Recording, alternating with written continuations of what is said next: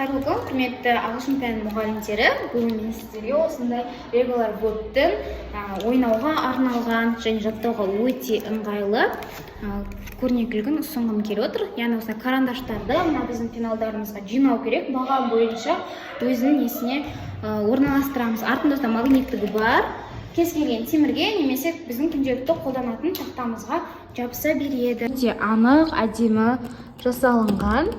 Барлығын үш формасы бар, артында наклейкасы мен мынаның барлығы жабысады. Сіз жинап алып, қорабына салып, кез келген сыныпқа барып өте бересіз. Барлығы осылай жасалынған. Жабысып қалады. Бұл әдісті ойлап тапқаннан кейін жүзеге асырып, сабақ беретін сыныптарымнан тәжірибеден өткіздім.